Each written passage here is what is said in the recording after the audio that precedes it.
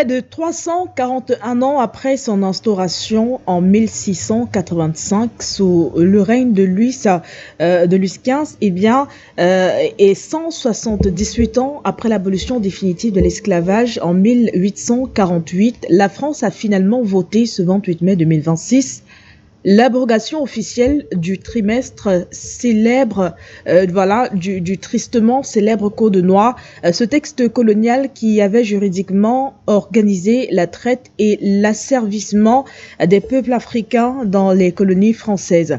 Pour de nombreux observateurs, cette décision, bien que tardive, marque également la reconnaissance implicite d'une injustice historique profonde qui a durablement traumatisé des générations africaines et même afrodescendantes. Mais au-delà du symbole, une interrogation demeure également. Pourquoi un texte ayant légitimé la déshumanisation de millions d'Africains est-il resté si longtemps dans l'ombre juridique française?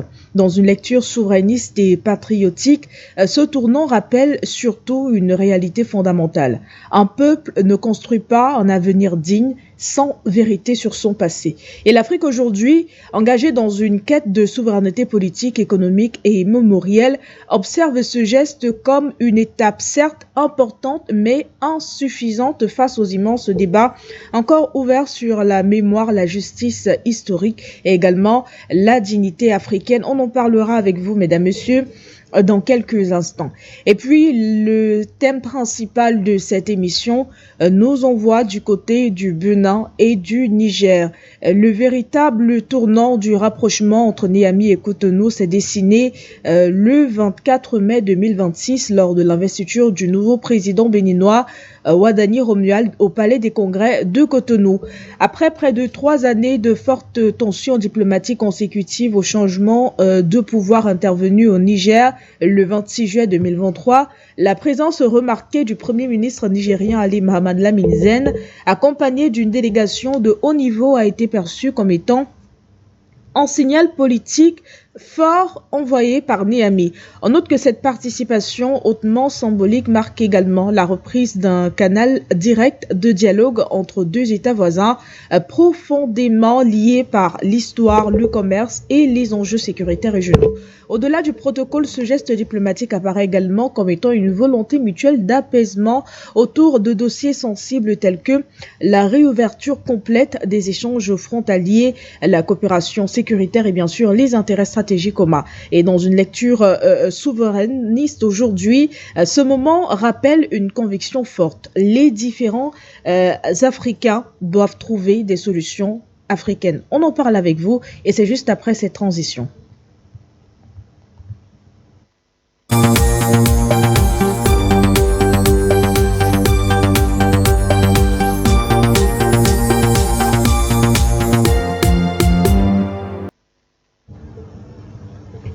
Mesdames, Messieurs, bonjour et bienvenue sur For You Matin. Vous regardez votre télévision panafricaine For You Média Africa et c'est un plaisir et même un honneur pour nous d'être en votre compagnie ce matin pour discuter avec vous de ces sujets qui touchent le continent africain.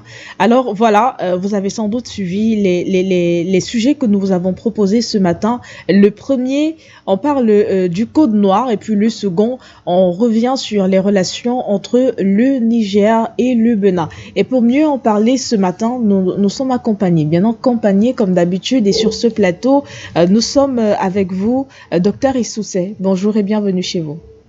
Bonjour Madame Bala. Bonjour à mon très estimé aîné, le doyen, que vous aurez le soin de présenter. Bonjour à tous nos milliards de téléauditeurs, bonjour au top management, mais bien plus, et particulièrement aux techniciens qui nous permettent d'être visibles. Merci à vous également d'avoir accepté notre invitation ce matin. On poursuit avec vous également, Albert Anatole Aïssi. Bonjour et bienvenue chez vous. Bonjour Madame Bala, je salue je sais que j'ai le plaisir de retrouver, n'est-ce pas, dans le cadre de cette tribune. Je n'oublie pas de saluer les autres co-combattants que vous présenterez certainement juste après moi. Je salue spécialement les techniciens qui font un travail remarquable, sans oublier le top management, n'est-ce pas, qui nous a donné l'opportunité, n'est-ce pas, de d'avoir cette tribune d'information, d'analyse et surtout d'éveil de conscience, de masse critique. Comme je l'ai dit, je voudrais ce matin, dans le cadre de mon cours de gueule habituel, susciter une petite réflexion. Lorsque un texte est signé, soit par le chef de l'État, soit par un membre du gouvernement, ou bien par un gouverneur ou bien un préfet, qui est chargé de son implémentation sur le terrain? C'est une question qui mérite d'être posée, notamment en ce qui concerne la collecte, n'est-ce pas, des impôts et des taxes. C'est une activité, paraît-il, qui a été désormais dévolue, n'est-ce pas, l'administration fiscale. Parce qu'avant, les collectivités territoriales décentralisées s'occupaient de se charger de la collecte. Désormais, c'est une activité qui a été dévolue dans le cadre, n'est-ce pas, de la loi portant sur la décentralisation. Cette activité a été dévolue, n'est-ce pas, à l'administration fiscale. Mais sauf que nous constatons que malgré cela, certains agents communaux continuent, n'est-ce pas, de circuler, de marcher dans les quartiers pour embêter les citoyens. Profitant certainement de l'ignorance, parce que c'est aussi vrai, profitant de ce que certains Camerounais n'aiment pas lire. Et vos agents, donc, vous avez donc des agents municipaux qui sillonnent les quartiers pour harceler les citoyens, alors que ça ne fait plus partie de leur prérogative. Je pense qu'aujourd'hui, c'est important que lorsqu'un texte est signé, qu'il y ait d'abord une communication, une campagne de sensibilisation des populations, et que véritablement, surtout les populations, prennent la peine de s'informer pour éviter les abus. Je indique cela parce que j'ai acheté une scène hier qui a failli dégénérer, du fait justement de cette incompréhension, de ces abus, où vous avez des agents d'une certaine commune, je préfère ne pas citer pour vous éviter une autre réponse, qui se sont pointés dans un commerce exigeant, n'est-ce pas, le paiement d'une taxe qui n'ont plus, n'est-ce pas, la responsabilité, n'est-ce pas, de recouvrir. Merci pour l'invitation. Merci à vous également, Albert Anatole ici, pour votre présence ce matin. Et de l'autre côté, nous sommes également avec vous, Monsieur Tapé Goubera. Bonjour à vous. Bonjour, Madame Bala. Je salue donc la direction de Polymédia. Je salue également les techniciens. Et sans oublier vous-même, je salue le docteur Sossé que j'ai vu, mon co-combattant 3A que je viens d'entendre. Je ne sais pas s'il y a d'autres personnes, mais je vous laisserai l'opportunité de les présenter. En tout cas, merci pour l'invitation et je salue donc tous les progressistes, tous les Africains, tous les panafricains, même les ennemis de l'Afrique, je les salue également, parce que ça fait partie de notre tradition. Merci pour l'invitation, encore une fois de plus. Merci à vous également, Tapé Goubera. Mesdames, Messieurs, le décor est planté. On ouvre officiellement cette émission. Alors, on va ouvrir cette émission avec le sujet d'accueil. On parle du Code noir. Alors, on commence avec vous, Albert Anatole, ici. L'abrogation du Code noir, votée ce 28 mai 2026, représente-t-elle une véritable rupture historique ou simplement un geste symbolique, tardif et sans conséquences concrètes? J'ai l'impression que tout simplement qu'il s'agit d'un acte politique. Je crois que ce n'est pas la première fois que nous assistons à l'abrogation d'un texte discriminatoire du côté, n'est-ce pas, de l'Hexagone. Il y a eu l'abrogation, n'est-ce pas, l'abolition de l'esclavage. Mais dans la conscience collective des populations, notamment françaises, l'esclavage a créé du racisme, du suprémacisme. C'est la même chose du Code noir. Il y a une rupture, il y a une abrogation symbolique, c'est un acte politique, sans plus. C'est vrai que M. Macron a parlé de réparation. Mais il ne peut pas avoir de réparation sans avoir justice. Vous ne pouvez pas être à la fois policier, gendarme, huissier, procureur, n'est-ce pas, et avocat. surtout lorsque vous avez été le bourreau. Il faut quand même rappeler que le Code noir, c'est 600 pages, n'est-ce pas, de suprémacisme, de souffrance, de crimes. Je crois que la loi Christian Taubira, a véritablement reconnu l'esclavage comme étant un crime contre l'humanité. Donc c'est un crime. Alors, le Code noir décidait qui est humain, qui ne l'est pas. C'est-à-dire que le trafic d'êtres humains, les crimes contre et les crimes humains ont eu un statut légal. C'est-à-dire l'homme noir a été réduit à un bien meuble. Je crois que nous avons des images, des documents qui prouvent justement que les êtres humains des races noires étaient étalés sur la place publique comme une vulgaire marchandise pour être achetés, pour être vendus, pour être prêtés et pour travailler dans les champs, dans les plantations de canne à sucre. Paradoxalement, nous constatons, nous observons que la plupart des initiateurs de ces textes juridiques, soit portant abolition de l'esclavage, soit portant abolition de la colonisation, soit portant abrogation du Code noir, ont été initiés par les afro-descendants. Christian Taubira, c'est une afro-descendante. Max Mathiazin, c'est un Guadeloupéen d'origine, un afro-descendant, qui a fait la proposition de cette loi qui abroge justement le Code noir, qui, soit dit en passant, existe depuis toujours. M. François Bayrou a fait savoir il y a quelques mois qu'il n'était pas au courant de l'existence de cet arsenal juridique honteux du côté de la France. C'est quand même étonnant qu'un Premier ministre puisse ignorer qu'il existe un texte comme celui-là qui existait encore. Et la France est présentée aux yeux du monde comme étant une démocratie, respectueux de tous les droits de la terre que le monde n'a jamais connu, membre de l'ONU, et surtout membre permanent au Conseil de sécurité avec droit de veto. Donc c'était un paradoxe. Nous pensons qu'il ne faut pas qu'il s'approprie le narratif, qu'il s'approprie l'histoire, parce que nous avons le sentiment que c'est une forme d'appropriation de l'histoire, à la fois de l'esclavage, de la colonisation, et surtout des crimes que cela a suscité. Parce que vous avez une commission qui a été mise en place, une parenthèse, qui a été mise en place qui concerne la colonisation dans certains pays africains, qui a été mise en place par qui? Par Macron, pour faire le point, pour faire l'inventaire des crimes commis par la France, mettant de côté le travail qui avait été fait initialement par les historiens africains, dans le même sens. Donc c'est une forme d'appropriation du récit historique, une forme d'appropriation, n'est-ce pas, de ces crimes-là en vérité. C'est-à-dire le bourreau qui se fait passer pour un justicier. Nous pensons qu'il ne peut pas avoir des réponses. Oui, sur le plan symbolique, ça veut dire que nous avons de tout temps eu raison.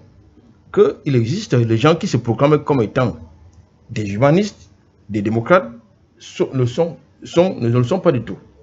Ne sont pas du tout, ils ne sont pas respectueux de la démocratie, ils ne sont pas respectueux des droits de l'homme, ils ne sont pas respectueux des droits humains. M. Macron a promis les réparations, mais lorsqu'il a fallu justement régler, n'est-ce pas, le contentieux avec les Juifs dans le même sens, je pense que ce ne sont pas les autres peuples qui ont pris la responsabilité de le faire. Ce sont les Juifs qui ont porté justement cette affaire-là, exiger des réparations, fixer les conditions de réparation. Ça devrait être la même chose en ce qui concerne la traite des Noirs, la traite des guerres, si vous voulez, l'esclavage et la colonisation. Parce que il faut quand même noter que ces différents crimes ont fait perdre à l'Afrique des centaines de millions d'enfants. C'est-à-dire que ce soit la traite arabo-musulmane, que ce soit la traite atlantique, ça fait perdre à l'Afrique des centaines de millions d'enfants et de bras vigoureux. Donc, il y en a qui étaient jetés par-dessus bord dans la mer lorsqu'ils n'avaient plus la force, mais quand ils mouraient dans les cales des navires. D'autres qui étaient carrément tués dans les plantations de canne à sucre, entre autres. Donc, nous pensons que comme l'habitude de dire, c'est une victoire symbolique, mais ce ne sont pas à eux de fixer justement les conditions dans lesquelles peuvent se dérouler les réparations.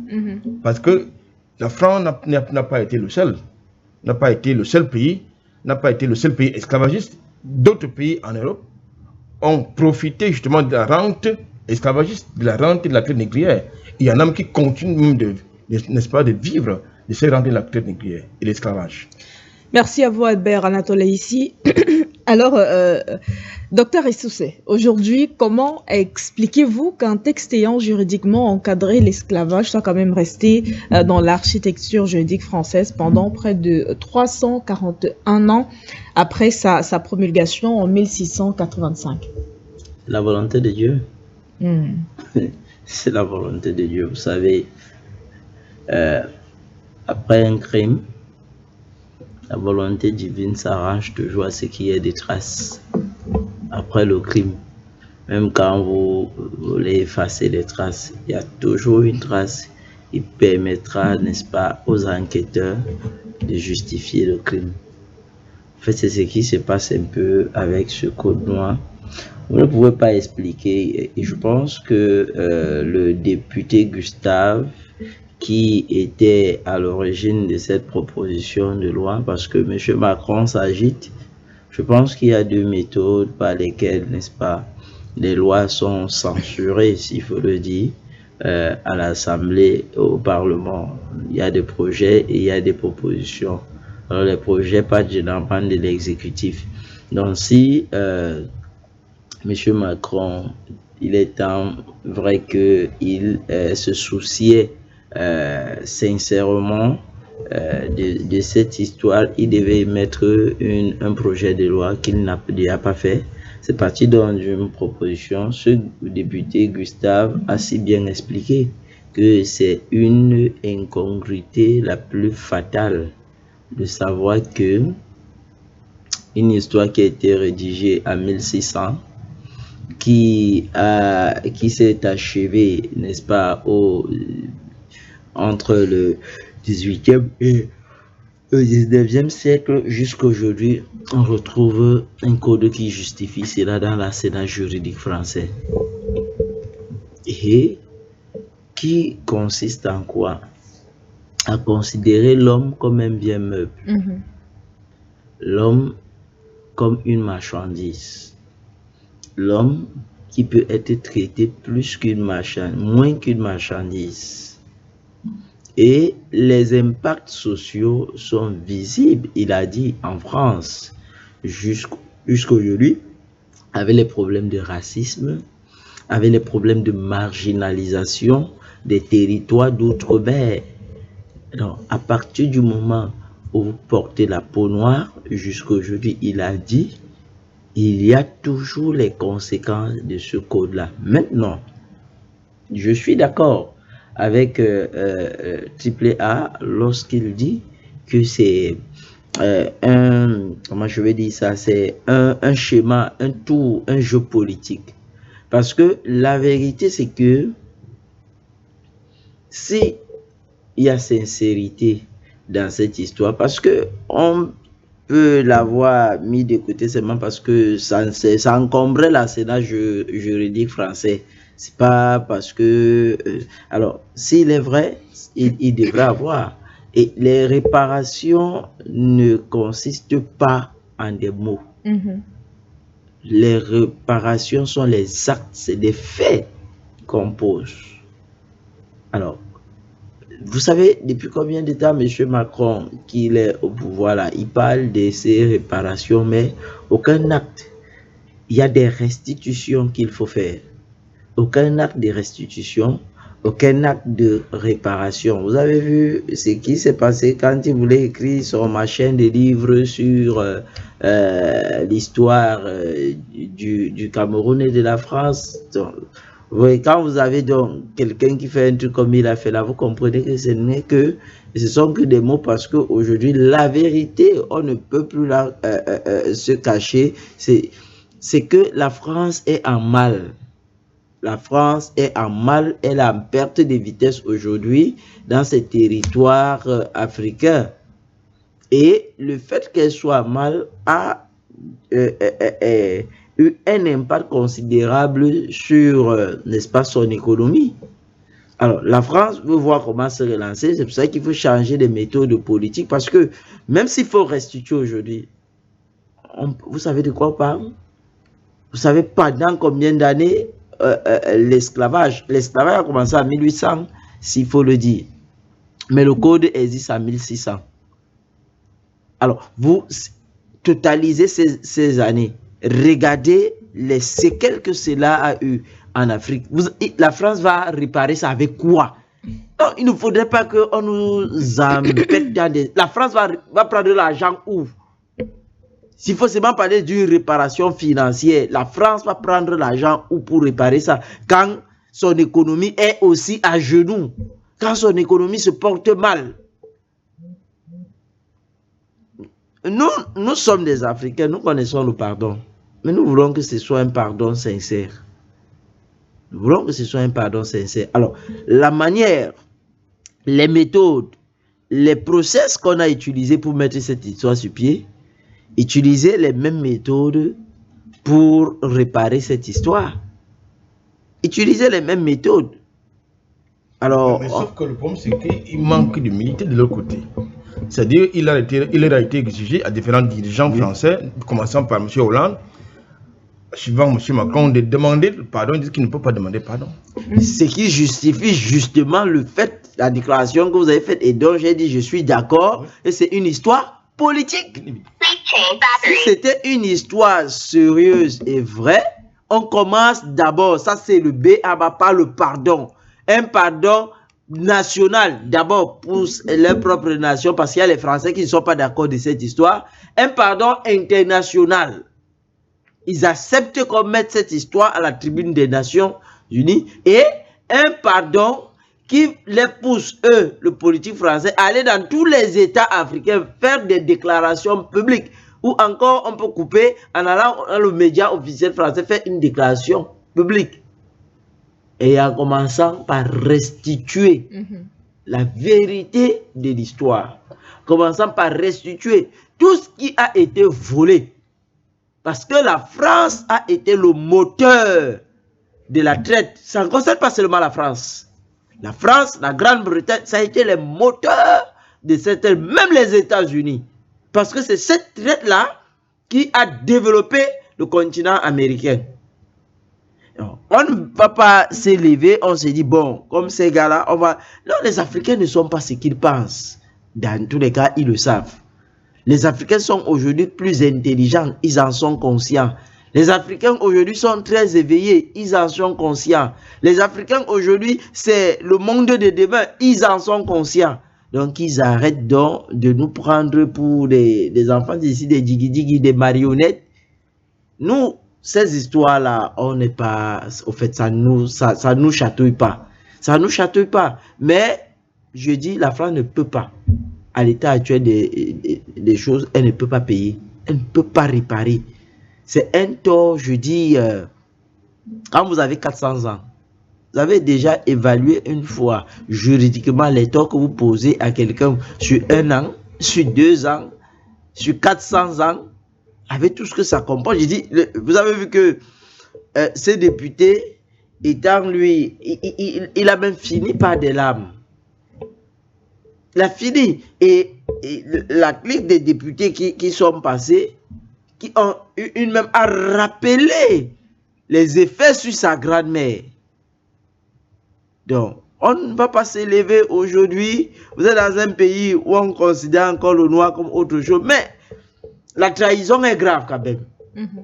Et c'est un effet divin. Aujourd'hui, quand vous prenez toutes les couches françaises, prenez dans le sport, c'est noir, c'est personnes d'outre-mer qui font la force de la France.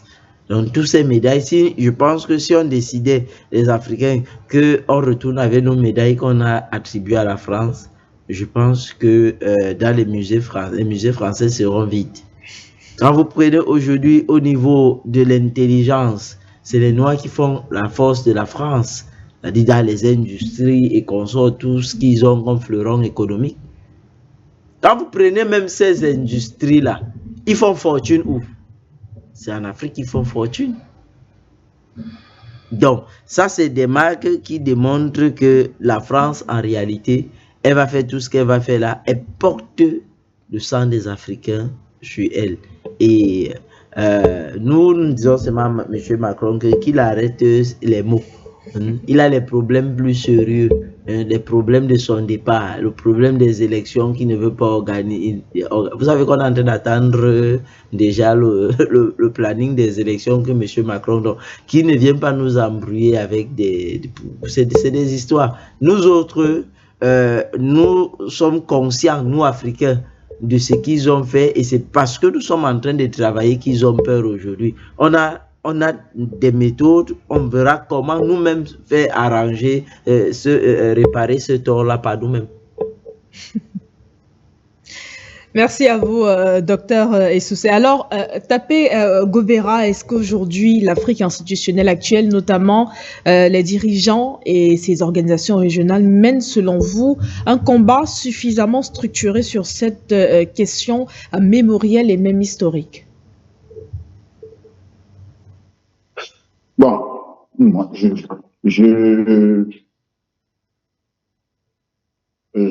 ne pourrais le dire totalement, d'autant plus que il y a des actions qui se mènent. Hein. Mais il y a des actions qui se mènent. Vous avez eu le combat, par exemple, du Ghana qui a conduit à la reconnaissance le 24 avril dernier, à la reconnaissance, non, pardon, le 24 mars, à la reconnaissance de l'esclavage comme le plus grand crime de l'humanité. Au niveau, je pense que vous parlez des institutions africaines, c'est ça, hein, ou bien des afro-descendants. Madame Bala, vous parlez des institutions africaines ou de celles des afro-descendants? Des institutions africaines. Africaines, ok. Donc, je vais dire, bon, il y a un vrai problème. Mais permettez que j'ajoute à tout ce qu'ont dit mes copanélistes. Il faut savoir que, en réalité, il n'y a pas un seul code, il y en a deux. Peut-être il y en a trois, mais enfin, en ce qui concerne la France, officiellement, il y en a deux. Vous avez le code noir de mars 1685 et vous avez un deuxième code de décembre 1723. Donc, il y a ceux-là, ce sont ces codes-là. Vous voyez qu'en réalité, je parle au niveau de la France. Je ne pense pas que les institutions comme l'Union africaine, la CEDEAO, la CEMAC, tout ça, etc., fassent la promotion. D'autant plus que la première action qui devait être menée par cette institution au niveau de l'Union africaine, par exemple, c'était de reconnaître, par exemple, Haïti comme un État africain. Ça devait être la première action, pour voir que nous sommes solidaires. Pourquoi Haïti? Tout à l'heure, le docteur Saussé, je vais soutenir son idée sans aller sur le plan théologique. Quand il a parlé, c'est Dieu. Ça dépend de comment on définit Dieu. Donc ça, mais pourquoi Haïti? On n'en parle pas. Et même les pays africains ne le disent pas. Quand on parle d'Haïti, on parle d'Haïti de manière survolée. Et malheureusement, le voyou qui s'est attribué le mérite, c'est lui qu'on met en avant. Un certain Victor Schorcher. C'est pour ça que c'est très important. Quand aujourd'hui nous parlons du panafricanisme, Haïti fait partie du panafricanisme. Je répète, quand on parle du panafricanisme, Haïti fait partie du panafricanisme. Vous avez ce qu'on appelle la cérémonie du bois caïman qui a eu lieu en 1791, où on a mis sur notre spiritualité. La spiritualité africaine a été mise en avant, ce qu'on appelle le vaudou. Que les gens, quand ils ont été battus, ils sont venus dénigrer ça dans la tête des Africains. Parce que lorsque Napoléon revient et qu'il reconduit l'esclavage, ce qu'on appelle les nègres marrons, c'est-à-dire les Africains qui ont refusé de... Les autres n'ont pas pu pas refuser. Hein. Tout à l'heure, je parlerai peut-être qu'au cours du temps, j'indiquerai, puisque j'ai ici le petit document, le code noir, de quand vous verrez de quoi il s'agit, on va lire certains articles, vous allez comprendre que effectivement, ce n'était pas du jeu. Donc, les nègres marrons, c'est ceux-là qui ont décidé de fuir, d'aller dans les montagnes et de conquérir leur liberté. Donc, il doit y avoir la cérémonie dirigée par Mme Pacman, et puis il y a un autre, le nom m'échappe, et à cours de cette cérémonie, avec le vaudou qu'aujourd'hui nous dénigrons, tous les peuples africains pratiquement qui étaient là, parce qu'il n'y avait pas de personnes, on ne parle pas de Béninois, les gens l'ont pris partout. On pourrait dire, donc, il y avait des Camerounais, il y avait des Ivoiriens, il y avait des Sénégalais, il y avait des Maliens, il y avait des Béninois. Tous ceux-là sont retrouvés là-bas. Et la maman, qui est l'ancêtre qui était là-bas, elle a fait la cérémonie. C'est à partir de là que va commencer d'abord donc le combat spirituel. Mais n'oublions pas que de l'autre côté, c'est-à-dire ceux qui nous ont mis en esclavage, ils vont aussi être bénis par l'Église catholique, par l'Église, par ce que vous appelez le christianisme. Donc les prêtres vont les bénir. Donc ils vont avoir deux armées qui s'attaquent spirituellement et ensuite qui vont s'attaquer physiquement. Sauf que nous, notre armée, l'armée africaine, va battre à ce qu'on appelle la bataille de Vertières qui a eu lieu dans la nuit du 18 au 19 novembre 1803. Ils vont battre l'armée de Napoléon. C'était la plus grande armée à l'époque. Parce qu'avant Napoléon, il n'y avait pas d'armée en tant que telle. On prenait des mercenaires, mais c'est lui qui va créer un système d'armée comme on le voit aujourd'hui, enfin, l'embryon de ça. Donc cette armée-là, l'armée la plus crainte. Aujourd'hui, quand vous parlez de Napoléon en Europe, les gens avaient peur. Mais il va être battu, son armée va être battue par des nègres marrons qui n'ont même pas fait d'entraînement en tant que tel. Ce n'est pas des militaires de profession. Donc, je parle de la bataille de Vertières qui a eu lieu du 18 au 19 novembre 1803. Et le 1er janvier 1904, Haïti va se déclarer indépendant. Ce que je dis sans me lancer des fleurs, combien d'Africains le savent? Voilà, c'est le rôle que devaient jouer les institutions. Donc, je continue. Donc, le 1er janvier 1804, Haïti devient indépendant. Dans cette mouvance, Haïti devient l'espace par lequel tout homme, c'est-à-dire il suffit simplement que vous affranchissez les frontières, ou bien vous arrivez à Haïti, vous êtes un homme libre. D'ailleurs, Simon Bolivar, dont on parle, qui a été à la libération des esclaves amérindiens, dont on en parle très peu, puisqu'ils ont été les premiers qu'on a mis en esclavage, parce que c'est ça aussi, les gens veulent, on veut jouer avec nous. J'aurai le temps de développer les éléments, parce qu'il y a certains qui sont là pour nous te dire on a participé. Je vais leur démontrer par A plus B que tout ce qu'on leur raconte, c'est du pipeau et du vol. Mais je continue ma narration pour qu'on comprenne. Donc, à partir de là, les gens se sont rendus compte, puisqu'il y avait des boycotts partout. Et c'est comme ça, ils se rendent compte que si on continue, comment on appelle, leur business va tomber.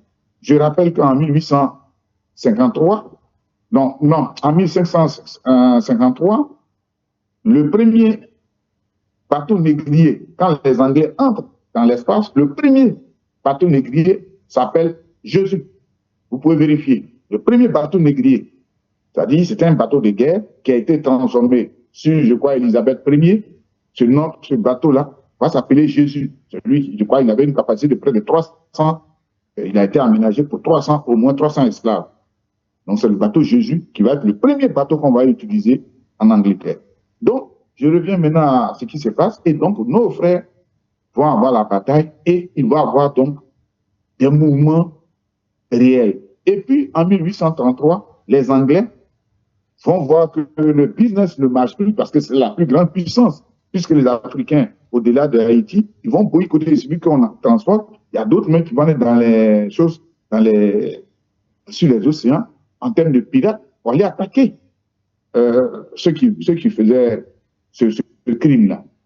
Et c'est comme ça, en 1833, les Anglais vont dire, bon, nous on arrête parce que c'est trop coûteux. Eux, ils parlent en termes d'argent. C'est la même chose qui va se passer avec la France, de ce qu'on appelle le décret du 27 avril 1848. Vous imaginez, près de 44 ans après, Haïti. Mais on va donner le prix à un certain Victor Schœlcher, que je rappelle qu'il était esclavagiste. Ce qu'on oublie, Victor Schœlcher est venu sauver les esclavagistes. Parce que dans sa déclaration de 1800, du 27 avril 1848, il y a un article qui est clair qui dit que comme les Européens, les Blancs, vont perdre des esclaves, il faut qu'on les dédommage. Oui, assez ou bien, je le répète. Dans un des articles, je vais le chercher par la suite, je le dis, de Victor Schœlcher, dit que comme les Blancs vont perdre des esclaves et que le fait qu'ils perdent des esclaves, c'est mauvais, il faut dédommager les esclavagistes. Donc, les esclaves n'ont pas été dédommagés, c'est les esclavagistes, c'est-à-dire ceux qui avaient des esclaves qui ont été dédommagés parce qu'ils ont perdu des esclaves. Et même, il va y avoir une répercussion en Afrique. Lorsqu'on va créer en 1853 la Banque du Sénégal, les actionnaires seront les esclavagistes. Donc, ce que je dis, qui est une première introduction, est combien d'Africains le savent? Que font les institutions pour que cela soit tué? Nous, si nous ne faisons pas des recherches par nous-mêmes, si on ne dit pas aux gens qu'il y a eu au moins 2 codes, si on ne dit pas aux gens, parce que généralement on présente le code de Colbert de 1685, mais qu'il y a eu ces codes-là. Donc je vais lire à un moment donné certains articles pour que les gens comprennent ce qui s'est passé. Comment le serons-nous? Parce que l'idée qu'on a vendue et qui est l'idée la plus forte, et je mets quiconque au défi sur la planète de répondre de manière correcte à ces questions. Je vais citer quelques exemples pour qu'on me comprenne. Les gens prétendent que les Africains ont vendu leurs frères. On va partir comment on appelle, aux Arabes. Et c'est pour cela que les gens sont venus faire l'esclavage. Supposons que c'est vrai. La question que je pose, à quel Arabe les Amérindiens ont vendu leurs frères et puis les Européens sont allés commettre l'esclavage? Parce que si c'est ça, si c'est cause à effet, oui, nous c'est parce que, comme on le disait, on vendait nos parents aux Arabes, c'est pour cela qu'on est venu mettre l'esclavage. Mais les Amérindiens, à quel Arabe vendaient-ils leurs frères pour qu'on puisse les mettre en esclavage? Première des choses. Deuxième question. Le mot esclave vient de slave, slavus. Esclave. Est-ce qu'on peut me trouver un seul Africain qui est slave? Troisième question. Les bateaux, je vous ai parlé du bateau négrier qu'on appelait Jésus. Troisième question. Quel Africain s'est déplacé de l'Afrique pour aller en Europe pour montrer ou bien pour construire avec les Européens des bateaux négriers? C'est ça aussi. Quelqu'un prépare son projet et pour vous dire qu'on l'a aidé. Je touche du bois, je m'excuse auprès de mon frère Saucé. Imaginez que nous, on est voisins. J'espère que ça ne va jamais arriver. On est voisins, pas confrères, pas voisins. Et puis, il y a des voyous qui ont préparé leur plan pour venir nous attaquer. Ils viennent, ils arrivent à casser ma porte, ils me prennent en otage. Ils volent tout ce qu'ils veulent faire chez moi. Ils veulent ce qu'ils veulent faire. Et puis, ils me disent, bon, dis à ton voisin d'ouvrir. Si tu ne dis pas, on va t'abattre. Quelle possibilité ai-je?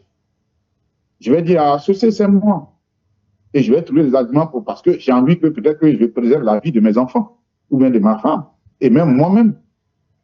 Je me dis, s'ils prennent seulement des marchandises, ça peut aller. Et puis, donc, quand il entend ma voix, il se dit, c'est le frère Tapé, il va ouvrir. Mais finalement, on va dire non, c'est Tapé qui est à la base. Donc, vous voyez que ce qui s'est passé, et on va démontrer aujourd'hui. Donc, il y a un certain nombre de questions. La quatrième question, lorsqu'il y a eu la controverse de Valladolid, qui a eu lieu en 1550 et 1551, entre Selpukra et Bartholomew de Las Casas, devant l'empereur européen. Bartholomew de Las Casas a défendu les Amérindiens en disant qu'on arrête de les mettre en esclavage parce qu'ils ont une arme. Ce dernier n'a-t-il pas déclaré qu'il fallait aller chercher les Africains? C'est pour cela que vous voyez que le pape se promène partout en Afrique pour demander pardon, parce qu'il ne veut pas que tout ça soit su quand on va parler des gens. Parce que Bartholomew de Las Casas, c'est un dominicain, un prêtre dominicain. Vous voyez, donc il y a tout ça qu'il faut mettre à la disposition. Et des gens ont écrit. Vous avez le doyen Bomba Bonga. Je ne sais pas si vous voyez le livre qui est là. Hein, le livre, c'est quand l'Africain était l'or noir de l'Europe. L'Afrique accuse aux victimes de la traite. Vous avez d'autres livres, hein, le livre de mon frère Klakoko, Yovoda. Je ne suis pas venu avec parce que vous avez la férocité blanche. Si vous avez l'âme sensible, ne le lisez pas. Parce que vous allez voir comment la criminalité de ces Européens vis-à-vis de nos parents. Vous avez donc le petit document que je vous ai montré, qui est les différents codes noirs. Donc je m'arrête là au risque d'être celui qui prend toute la parole, parce que je vais développer d'autres choses pour que les gens comprennent de quoi il s'agit. Le code dont on parle, les codes, je vous ai dit le dernier date de 1723, mais avant ça, le premier date de 1683. Et ça a été pris, soi-disant, pour améliorer la situation des esclaves. Et nous allons voir de quelle situation améliorer les esclaves dont on parle en lisant quelques articles. Merci à vous, Tapé Goubera, pour ce cours d'histoire. On revient avec vous, Albert Anatola, ici. Revenons sur la responsabilité même de l'Afrique. Très concrètement, quel rôle l'Union africaine, les universités africaines et même les médias panafricains devraient jouer dans cette bataille mémorielle et même intellectuelle? Il faut déjà noter une chose, et ça devrait être une leçon pour les Africains. Je crois que c'était en mars de cette année, au mois de mars de cette année, une résolution portée par le Ghana a été introduite de l'Assemblée générale de l'ONU et qui portait à reconnaître, qui visait à amener la communauté internationale à reconnaître que la colonisation et l'esclavage ont été des crimes contre l'humanité. Il y a eu 123 pays qui ont voté pour l'adoption de cette résolution. 52 ne l'ont pas voté.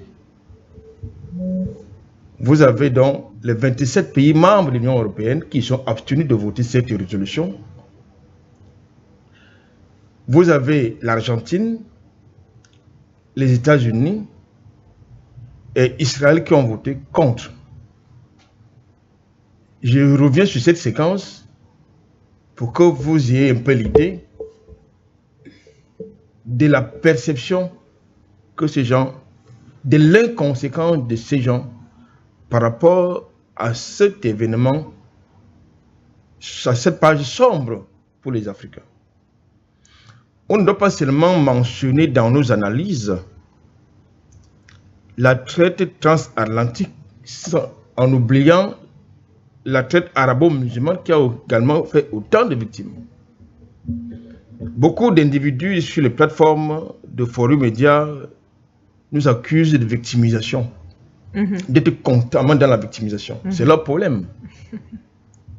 Mais lorsque les Juifs sont de manière récurrente et permanente dans la rhétorique antisémite, je crois qu'ils n'en parlent pas. Si les Juifs sont régulièrement dans la rhétorique antisémite, c'est justement pour rappeler à la conscience collective l'histoire. Chaque fois que vous vous opposez à un acte posé par un Juif, tout de suite il vous accuse d'antisémite. Pourquoi? Pourquoi ceux-là ne sont pas accusés de victimisation? Et quand il s'agit des Noirs, des peuples noirs, qui convoquent l'histoire, on l'accuse d'être victimaire, d'être constamment dans la victimisation. Bon, c'était juste une parenthèse. Pour revenir à votre question, déjà il faut noter que c'est grâce aux panafricains que cette problématique a été mise sur la table, a été réappropriée par certains pays dont il faut saluer ici la conscience. Je parle du Ghana, je parle de l'Algérie, soutenu par l'Afrique du Sud, qui ont pris sur eux et qui ont porté ces religions au niveau de l'Union africaine pour une fois c'était marché à servir quelque chose, pour que cette religion soit portée au niveau de l'Assemblée générale des Nations Unies, pour exiger pas seulement des réparations, mais surtout, parce que les réparations, ça ne peut pas forcément dire des compensations financières, tout à l'heure il a parlé des réhabilitations et des restitutions, du récit historique, parce que lorsque c'est le lion qui commence à regarder, à réciter l'histoire de la chasse, il est fort possible que quelques lignes de l'histoire soient dévoyées. Il faut de temps en temps que la proie fasse aussi son récit. Et c'est de ça qu'il est question. Tout à l'heure, je vous indiquais que M. Macron a fait preuve de malhonnêteté politique lorsqu'il met en place sa fameuse commission mémorielle sur les crimes commis par l'administration coloniale dans certains pays africains. Vous ne pouvez pas être juge et partie, c'est-à-dire vous êtes le bourreau, mais en même temps vous êtes le procureur, vous êtes l'avocat, vous êtes le chef de justice, vous êtes le gendarme. Non, ça ne fonctionne pas comme ça. Et il ne saurait y avoir réparation sans justice, je précise.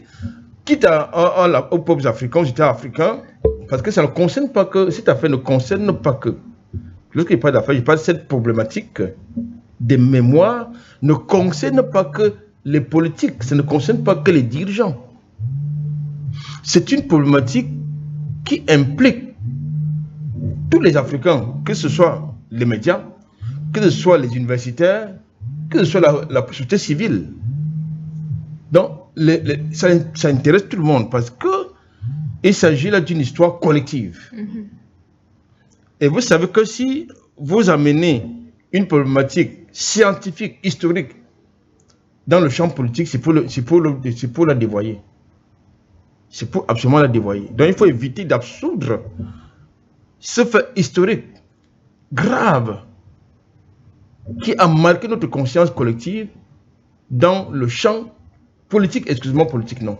C'est vrai que le politique va jouer son rôle, mais il faut que les historiens, les universitaires, les médias, les sociétés civiles, tout ce que vous appelez les organisations machin là qui sont très souvent financées de l'extérieur, jouent chacun sa partition, sans complaisance aucune.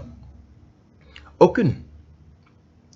Donc, le travail, il ne faut pas qu'on donne l'impression que quand ce sont les députés français qui le disent, ça a beaucoup plus de sens que lorsque les panafricains ou bien la société civile africaine portent cette problématique. C'est important aussi, c'est pour ça que tout à l'heure j'ai parlé d'appropriation, d'éviter que le bourreau s'approprie non seulement le récit historique, non seulement le narratif, mais surtout le fait historique. Oui, il faut éviter que cela soit, parce que si c'est lui qui s'approprie tous ces faits, tous ces éléments historiques-là, ça veut dire que nous sommes encore une fois de plus des spectateurs de notre propre histoire. Ça ne devrait pas se passer comme ça. Peu importe la forme que prendront, n'est-ce pas, les réparations. Et ce n'est pas une question d'argent ou pas. Je crois quand même que lorsque vous voyez un des États, parce qu'il n'y a pas que la France, l'Europe et certains pays nord-américains continuent de vivre de la rente esclavagiste et coloniale. Ils continuent de le faire. Consciemment ou inconsciemment. Ils continuent de vivre de la rente esclavagiste et coloniale. Deuxième chose, vous avez la stigmatisation. Je ne sais pas comment comment les politiques européens vont faire pour effacer justement les racismes que l'esclavage, que la colonisation ont suscité dans leur conscience par une forme de suprémacisme blanc. Même quand un blanc se tient devant un noir, il n'y a pas très longtemps, vous avez vu, je crois que c'est hier que j'en parlais, où j'ai dénoncé cela. Lorsque des noirs sont constamment victimes de pratiques racistes, il y a moins de 3 semaines, C'est un noir qui subissait une exécution publique en Irlande. Je crois que si ça avait été un blanc, n'aurait pas subi un tel traitement. Un citoyen africain d'origine congolaise. Je crois que c'est Yves Sikala. Donc il faut faire très attention. Donc, nous pensons que ce ne sont pas ces criminels qui doivent s'approprier, n'est-ce pas, cette histoire, ou bien ces récits. Non, il est important, une fois de plus, que les Africains jouent leur partition dans cette affaire-là.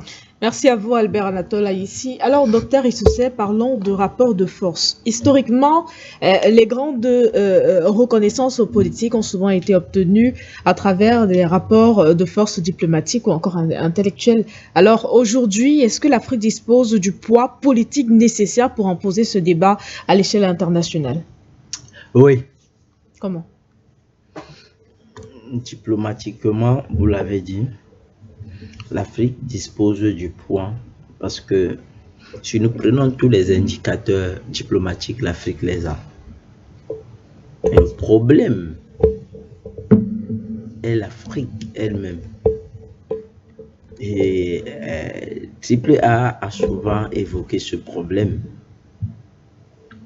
L'Afrique elle-même, pourquoi? Parce que l'Afrique n'arrive pas encore à parler d'une seule voix.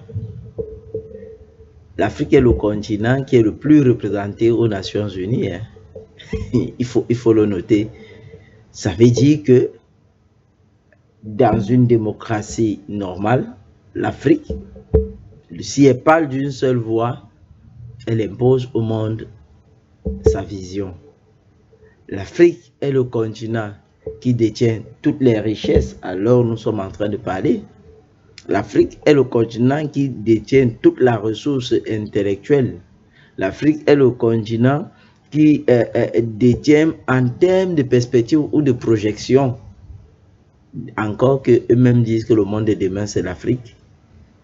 Vous ne pouvez pas avoir un continent qui a une population de plus d'un milliard et dont les projections disent qu'elle va croître. En Europe, vous savez que les projections vous disent qu'elle va plutôt décroître sa population et qui a une population assez vieillissante, contrairement à celle de l'Afrique qui n'est même pas dit jeune, c'est une population enfant. Alors, quand vous avez tous ces indicateurs, le seul problème, parce qu'il faut dire que où ils ont réussi les jeux, c'était à diviser l'Africain, diviser déjà l'Afrique et diviser l'Africain. Ça fait en sorte qu'aujourd'hui, tu as parlé tout à l'heure de ce projet porté par le Ghana, par l'Algérie et soutenu par l'Afrique du Sud. Les autres sont où? Les autres sont... Oui, c'est ça, au fait, la faiblesse de l'Afrique. Parce que individuellement, comme ça, aucun État africain n'a atteint ce qu'on appelle, sur le plan politologique, l'une des théories du docteur Sango, l'indice de puissance. Mais ensemble, l'Afrique peut constituer son indice de puissance parce que ce n'est que lorsque vous avez les relations internationales, c'est un rapport de force. C'est un jeu d'intérêt, c'est un rapport de force. C'est lorsque vous êtes ensemble que vous pouvez atteindre votre indice de puissance. Et regardez comment le monde fonctionne. Je le disais encore hier sur un de vos plateaux. Lorsque aujourd'hui, l'Iran s'élève avec le sultanat d'Oman et décide de mettre sur pied une force, l'OTAN des pays du Golfe et islamique. C'est parce qu'ils ont compris que c'est comme ça que le monde fonctionne. Lorsque vous avez mis une grosse machine et que cette machine, n'est-ce pas, impose un indice de puissance, alors ça fait paniquer les autres et les autres sont obligés de parler avec vous respectablement. Voilà tout le problème de l'Afrique. L'Afrique peut s'imposer. C'est un projet qui veut passer. Vous savez que sur ce projet, il y a un pays africain qui n'était pas d'accord. Un pays africain. Donc, vous vous demandez, un pays africain qui a vécu aussi cette atrocité-là. Vous vous demandez donc, avec ça, où veut-on aller? Voilà le seul frein pour l'Afrique. Mais si ces gars ont idée, vent de ce que l'Afrique désormais commence à parler, je vous rassure, vous verrez comment leur méchanceté se démontrera d'une façon plus dure au plus grand jour.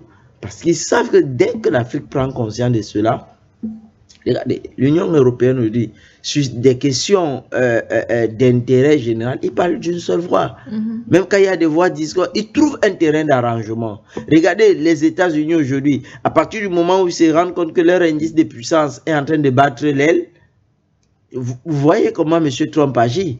C'est-à-dire qu'il veut reconstituer cela par la force, ou alors il peut se déplacer, il va causer avec le président chinois, parce qu'il faut reconstituer, il faut rétablir l'indice de puissance. Mais nous, les Africains, nous sommes à la traîne. On observe parfois ces choses, on reste dans des débats qui n'ont pas de sens et qu'on sort, et pendant que le monde est en train de se reconstituer, nous pouvons.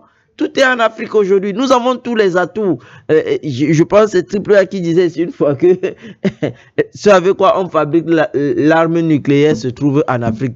Ce avec quoi on fabrique les blindés se trouve en Afrique. Ce avec quoi on fabrique les munitions.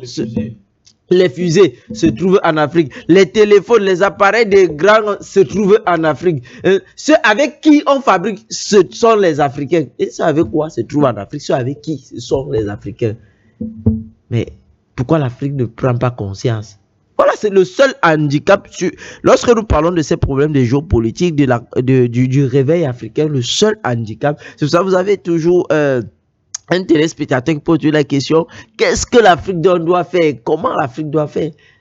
On ne peut jamais avoir analysé les choses de la même manière ou alors avoir le même regard, mais on peut avoir une même idéologie. Parce que même dans un parti politique, il y a une idéologie que tout le monde soutient, mais maintenant chacun peut avoir sa vision de l'idéologie. Donc c'est tout ce que nous sommes en train de faire et c'est le travail que nous sommes en train de faire et c'est pour ça que Triple A disait que c'est ce travail qui a abouti à ce que le Ghana pose le problème sur la table, à ce que l'Algérie pose le problème sur la table. C'est le travail que nous sommes en train de faire. C'est ce travail qui aboutit à ce que l'AES se constitue aujourd'hui. C'est ce travail qui aboutit à ce que certains commencent à se réveiller, certains peuvent parler fort à la tribune des nations ou peuvent poser certains problèmes qui est. C'est ce travail qui a commencé à faire que les chefs d'État africains, notamment celui du Cameroun, était le premier qui avait commencé à parler, n'est-ce pas, de la place de l'Afrique dans le Conseil des Nations. Il faudrait qu'il y ait une place pour l'Afrique. Donc c'est ce travail que nous faisons et nous allons continuer à faire ce travail jusqu'à ce que le réveil sera majoritairement total. Merci à vous, docteur Essoussé. Alors, Tapé Goubera, au-delà de l'horreur humaine que représente le Code noir, qu'est-ce que l'Afrique aurait pu devenir démographiquement, économiquement, intellectuellement et même technologiquement sans cette saignée humaine de plusieurs siècles? D'abord, il faut éviter de se méprendre. Le Code noir fait partie, enfin, l'esclavage dont on parle fait partie des différentes étapes de l'agression de l'Afrique. Je rappelle que ça a commencé depuis moins 525. À partir de moins 525, l'Afrique est attaquée par les Perses. Moins 525. Après les Perses, nous avons les Macédoniens. Après les Macédoniens, on a les Grecs. Après les Grecs, on a les Romains. Après les Romains, les Arabes. Et les Arabes, après, vont être remplacés par les Européens. Enfin, ce que nous appelons maintenant Européens, puisque déjà, ils étaient là en tant que Grecs, etc. Donc, l'attaque de l'Afrique, ce qui va faire que sa démographie va diminuer, c'est tout ça. Ce n'est pas seulement ce dont on parle aujourd'hui, le Code, il fait partie. Mais c'est tout ça, toutes ces attaques-là. Par exemple, ce qu'on appelle l'esclavage avec les Arabes, n'oubliez pas que là-bas, en 1683, il y a eu la révolte des Andes, Z-A-N-J, donc les populations. Donc déjà avant ça, on avait commencé à faire une ponction sur la population africaine. Une ponction réelle. Les Arabes ont commencé. Les Arabes, eux, c'est écrit dans le Coran, je n'ai pas la sourate sous les yeux, quand vous attaquez quelqu'un, ce n'est pas la peine tant que vous n'avez pas fini ce que vous faites, ce n'est pas la peine de faire des prisonniers. C'est écrit dans le Coran. Si de mémoire, la sourate ne me vient pas, mais je peux vous dire. Donc, c'était comme ça. Maintenant, si nous revenons donc, à ce qui s'est passé au niveau du Code, le code, il a cette manie-là d'être d'abord quelque chose d'écrit, et puis c'est une trace réelle, par exemple, pour les Européens en général et les Français en particulier, qui s'autoproclament défenseurs des droits de l'homme. Ça y est là, la trace est là, on ne peut pas l'effacer. Le document existe. C'est ça qui leur fait mal en réalité. C'est ça qui leur fait mal. Donc, comment serait l'Afrique? Et là, je le répète toujours et je ne me lasserai jamais de le répéter. Parce que contrairement à la vision qui est expliquée et selon laquelle on pense que les Africains ne faisaient rien, ils étaient barbares, il fallait envoyer les religions dites révélées pour qu'on sorte de la barbarie, je dis que ceux qui ont dit ça, soit ils sont idiots ou bien ils sont foncièrement ignorants. Mon prochain ouvrage qui va sortir certainement dans 1 ou 2 mois, le créateur est-il raciste? Ils vont comprendre beaucoup de choses. Et ensuite, après ça, un autre ouvrage qui va suivre, c'est repenser l'histoire de l'Afrique, où la question de ce qu'on appelle l'esclavage va être bien documentée, que le piment puisse porter. Parce que, je l'ai dit tout à l'heure, j'ai dit que il ne faut pas qu'on survole l'élément pour parler seulement du code noir. Généralement, on parle toujours de l'article 44, où le roi français, qui est connu, il dit oui, nous sommes des biens meubles. Mais ce n'est pas le seul article. Pour que vous compreniez ce qui était, pour prendre, parce que comme on va rester canalisé dans le code noir, quand vous prenez un monsieur du nom de Rochambeau, Rochambeau qui est remplacé lorsque Napoléon a reconduit l'esclavage en 1802. Rochambeau va remplacer Leclerc. Leclerc était le beau de Napoléon. Par exemple, on parle dans les îles comme Guadeloupe, enfin, en ces domaines. Asseyez-vous bien. Qu'est-ce qu'il va faire? Il va faire l'élevage des bulldogs. Vous connaissez ces chiens-là? À Cuba. Donc, il va faire de telle sorte qu'on puisse avoir ces chiens-là, les bulldogs. Ils vont faire un élevage à Cuba d'au moins 300. Et on ne les nourrit que de la chair du nègre. Je répète, on ne les nourrit que de la chair du nègre. Et ce sont ces chiens-là qu'on va utiliser. Donc, il suffit simplement qu'on dit il y a quelqu'un qui s'est échappé, on lance 1 ou 2 bulldogs. Dès que le temps même que les maîtres esclavagistes puissent arriver, on ne trouvera même plus, peut-être qu'on va trouver les os du nègre, ou bien des nègres qui en fuite. Est-ce que comme ça? Voilà, parce qu'il faut que les gens comprennent ce qui s'est passé. Les gens pensent qu'on est dans du jeu, ce n'est pas dans du jeu. Les gens ont élevé des bulldogs, des chiens, mais on les a élevés pour manger du nègre, rien d'autre. Ils sont affamés, quand ils ont faim, on peut trouver quelqu'un, on coupe son doigt, on lui donne. Donc lui, sa seule nourriture, c'est la nourriture du nègre. Donc quand on dit il y a un nègre qui est en fuite, il suffit simplement de prendre ses habits. Je rappelle ça aussi, c'est une parenthèse dont je vais revenir, sur laquelle je vais revenir. Et puis on le lance. Donc quand il attrape le nègre ou les nègres qui en fuite, il le mange. Il ne dit pas que je vais le mordre. Il le mange. Donc pour évaluer, je vous donne un exemple. En tant d'autres, imaginons, on parle de 300 chiens au moins qui ont été élevés dans ce cadre. Et ça, c'est dans le cadre. On prend le cas d'Haïti. Hein. Vous voyez déjà ce que ça peut faire. Si nous prenons ce qui s'est passé avec les voyages, moi j'ai eu la chance je suis allé au Bénin il y a 2 ans. Quand vous arrivez, vous avez ce qu'on appelle la porte du non-retour. D'abord, dès qu'on va capturer et rasier nos parents, on les met, il y a un trou. On les met dedans pendant 1 ou 2 mois. Comme ça, ils perdent, je veux dire, la totalité de la notion du temps. Allez à Ouida, les Africains, nous sommes chez nous, allez à Ouida. Vous perdez la notion du temps. Ça dit qu'aujourd'hui, c'est vendredi. Imaginez qu'on me mette là, je ne sais pas, quand il fait jour, quand il fait nuit, pendant 1 mois ou 2 mois, le temps que le bateau puisse accoster, et puis on me récupère, hop, on me met. Je suis affaibli, Ceux qui vont mourir dedans vont rester dedans. Parce qu'on a rien à cirer d'un nègre qui est mort. Je peux évoquer des milliers. Quand on prend les gens, parce que sur le transport des parents rasiés, il y avait des belles femmes. Vous savez, la femme africaine, elle est belle par naissance, par essence aussi, par excellence. Et ceux qu'on envoie, ce sont des voyous, des mercenaires. Ça aussi, je vais expliquer parce que souvent, on ne parle jamais bien de cela. On dit oui, c'est un explorateur. Quel explorateur? Je les mets au défi de me montrer, ne serait-ce que le certificat d'études primaires de un de ces gars qui sont venus ici. C'était des voyous, des matelots, des gens mais qui ne sont pas à l'école. Et ils vont violer nos mamans, nos tantes qui étaient là.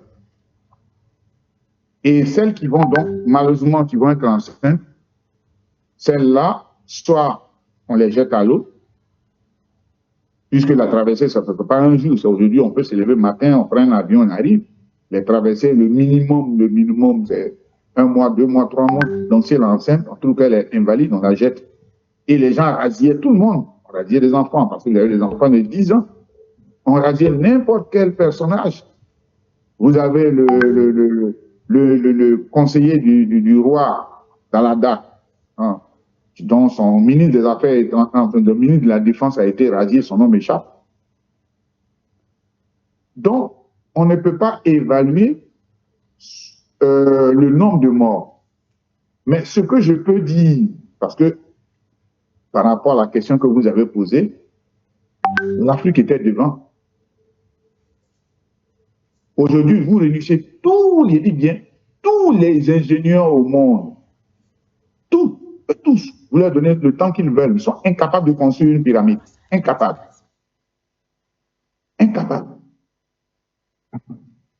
C'est d'ailleurs pour ça que les gens sont arrivés à nous avoir. Parce que le secret des pyramides, ils les ont volés, mais ils ne savent pas le décrypter. On parle de Champollion qui a fait, mais c'est pas la profondeur, ils ne la maîtrisent pas. Ils ont volé beaucoup de nos documents. Ils ont ça avec eux. Ils ne sont pas capables de les décrypter, mais ils ne veulent pas nous les donner. Ils ont permis d'assassiner parce que, n'oubliez pas, après, c'est comme on appelle, c'est razzias et déportation de nos ancêtres. Ils sont venus sur le continent, ils sont restés un siècle et demi, pratiquement. Donc, quand ils sont venus, tout ce qui était éléments qui pouvaient nous donner, les personnes qui étaient chargées de continuer cette vitalité africaine ont été assassinés. Pour ceux qui ignorent, par exemple, aujourd'hui, on parle de la muraille de Chine, mais il y avait la muraille de Benin City, qui était située entre le Nigeria et le Bénin, qui a été détruit à la dynamite par les Anglais, parce que montrer que des nègres soient capables de produire ça, on est dans une période où on nous a nié tout. Il y a beaucoup de choses. Donc, vous avez aujourd'hui ce qu'on appelle en griffe les découvertes. C'est lorsqu'ils arrivent à décrypter un tout petit peu de ce que nous avons fait, ils le font. Avant 1800, je crois, 43, si ma mémoire ne faillit pas, on ne construisait pas de maisons en béton ici. Vous ne connaissez pas ça. Mais il fallait l'Égypte antique, ce qu'on appelle l'Égypte couramment, l'Égypte antique. Même là encore, on a donné le nom. Il fallait Kama pour ça. C'est lorsque les Anglais arrivent à ce qu'on appelle aujourd'hui Ghana, ils appellent Gold Coast, qu'ils voient que nos parents connaissent comment on retrouve le chemin. Cela va naître le scoutisme. Il n'y a pas longtemps. Ils voient que nos parents maîtrisent et donc ils vont venir chez eux, ils vont appliquer, on va appeler le scout. Et nous, on va le reprendre pour venir chez nous ici, on dit on fait scout. Alors que c'est quand ils sont arrivés au Ghana. Je finis par cet élément parce que pour vous montrer quelle était la grandeur. Et là, vous pouvez lire, comment on appelle, Cheikh Anta Diop, dans son livre L'économie fédérale de l'État africain, de l'Afrique noire. Il donne l'exemple de ce qu'on appelle la chambre bicaméra. Au Cameroun, vous avez, ça a été fait il n'y a pas longtemps. Il y a peut-être, si c'est trop, peut-être une dizaine d'années. En Côte d'Ivoire, même dizaine ou quinzaine d'années. En Côte d'Ivoire, même chose. On parle de la chambre bicamérale. La chambre bicamérale, c'est une chambre où il y a deux chambres. Et aujourd'hui, on parle de la chambre des sénateurs et on parle de la chambre des députés. Mais nous on l'a pas. Déjà, aujourd'hui, bien au temps des Béhanzins. Béhanzins, ils l'ont assassiné en 1903, 1904 par là. Et au temps des Béhanzins. Nous, on avait déjà la chambre bicamérale pratiquée par nos ancêtres. Et comment ça se faisait? En Afrique, il y avait deux chambres, la chambre des femmes et la chambre des hommes. Point. Ça évite tout ce qui est connerie qu'on appelle aujourd'hui féminisme. Et c'est d'ailleurs, parce que l'exemple est tellement palpable, tellement important que vous allez comprendre quelle était la teneur de mes propos. Quelle est la teneur de mes propos. Lorsque le criminel français Dodds est venu occuper l'empire qu'on appelait à l'époque Dahomey, les hommes ont abdiqué. Ils ont dit non, non, non, si on fait, on est capable de perdre des hommes, nos enfants. Les femmes, donc, qui avaient autorité à travers les chambres, se sont réunies notamment pour dire est-ce que la décision qui a été arrêtée par les hommes auprès du roi, on l'accepte. Les femmes, debout, comme un seul homme, on dit pas question. Et par ce que leur exigeait la loi, elles ont demandé au roi Béhanzin de convoquer une assemblée extraordinaire pour que les deux chambres puissent discuter.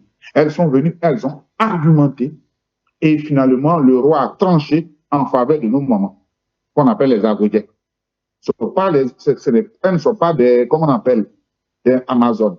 Je répète, n'appelez jamais nos mamans Amazones. Jamais, jamais. Parce que les Amazones, d'abord, c'est une mythologie. Je ne sais pas si ça existe ou pas. Mais la mythologie elle-même, c'est un groupe de femmes occidentales, blanches, frustrées, qui avaient un problème avec les hommes, qui faisaient la chasse à l'homme blanc, et une fois qu'elles l'attrapaient, elles étaient satisfaites, elles se faisaient satisfaire sexuellement, et puis après, qu'elles soient gentilles, elles peuvent soit couper le sexe ou bien elles peuvent le tuer. Ça, ce n'est pas des exemples qu'on va donner à nos mamans. Nos mamans, les Agodiens, elles, ce sont des combattantes. Elles étaient mariées, elles avaient leurs choses. On n'avait pas de problème avec leur mari. Mais elles se sont dit, étant la femme, celle qui porte l'humanité. Parce qu'aucun être sur cette terre n'est né s'il n'y a pas de femme. Je répète, aucun être sur cette terre, aucun être humain n'est né sur cette terre s'il n'y a pas de femme. C'est pour cela, excusez-moi, les conneries qui sont émises dans la Bible, on dit on a créé l'homme, on a pris côte là. Ça ne peut même pas aller. C'est la femme. Si on a créé la femme, on a créé d'abord la femme et puis après peut-être lui donner une sémence. Bref, donc voilà comment nos mamans ont été à la base de cette résistance. Parce qu'elles étaient les premières à dire non à ce qu'on accepte, cette situation. Vous voyez que si on va seulement s'arrêter au code, je vous ai parlé depuis moins 525 de l'ère chrétienne. Jusqu'à aujourd'hui, c'est ce qui continue l'attaque. C'est d'ailleurs pour ça qu'ils ont peur qu'on a commencé à reprendre un tout petit peu le poil. On a commencé. C'est pour cela, moi, je demande aux Africains de faire beaucoup d'enfants. N'ayez pas peur. On me dira, oui, qui va les nourrir? On les fait. Parce que si ce n'est pas ça, il y a longtemps que le projet qui avait été établi de nous éliminer, pas parce qu'on est nuisible, bon, maintenant, parce qu'on nous a dominés, mais à l'époque, parce que nous étions en avant. Quand aujourd'hui, on vous parle, on prend la Bible, on dit c'est la parole de Dieu. On prend le Coran, on dit c'est la parole de Dieu. Mais le mot, ça c'est Nédu-Maker, c'est-à-dire les Écritures saintes.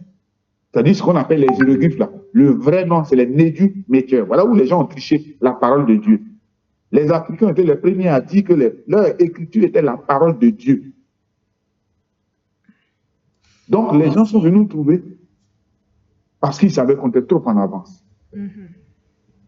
Et ce dont je vous parle, dans mon 3e ouvrage, où je parle de l'origine africaine des mathématiques, je vous ai donné des exemples. Je vais les réitérer rapidement et puis je vais finir par là. Vous avez l'os d'Ishango qui date de 20 000. Tout le monde peut taper Ishango, I-S-H-A-N-G-O, qui date de 20 à 25 000 ans. Je dis bien de 20 à 25 000 ans. C'est la première attestation de l'histoire de l'arithmétique dans l'humanité. Je dis bien l'humanité, 20 à 25 000 ans. C'est le plus jeune des artefacts. Vous avez l'os de Lebombo qui fait 35 000 ans. C'est dessus qu'on voit apparaître pour la première fois le nombre 2930 qui détermine le système lunaire. Et vous avez le Graal des Graals, les pierres de Brumblos, qui datent de 77 000 ans. Parce que souvent, les gens pensent que les Africains, oui, on ne faisait rien. Il n'y a pas de 77 000 ans. Pourquoi c'est important? Parce qu'il y a un phénomène en mathématiques qu'on appelle le pavage. Ça veut dire recouvrir. Si vous avez une surface, est-ce qu'on peut la recouvrir avec un matériel, comment on appelle, mathématique. C'est-à-dire quoi? Une figure. Et aujourd'hui, si vous prenez par exemple l'abeille construit sa ruche avec 6 côtés, ce qu'on appelle un hexagone, et il est même régulier. C'est-à-dire les côtés sont là. Vous imaginez l'abeille. Chez vous, à la maison, quand vous regardez, vous avez les carreaux, mais qui sont faits en carré. Tout le monde peut le faire. Mais les Africains, il y a 77 000 ans, ont fait le pavage avec un triangle équilatéral, c'est-à-dire un système de 3 côtés, une figure plane qui a 3 côtés de même longueur. Il y a 77 000 ans. C'est ça qui nous permet aujourd'hui, c'est quand on vous entendait parler de la triangulation. C'est ça qu'on prend pour aujourd'hui communiquer. C'est-à-dire que pour que vous puissiez communiquer, on prend un pôle d'une antenne, deuxième antenne, troisième antenne.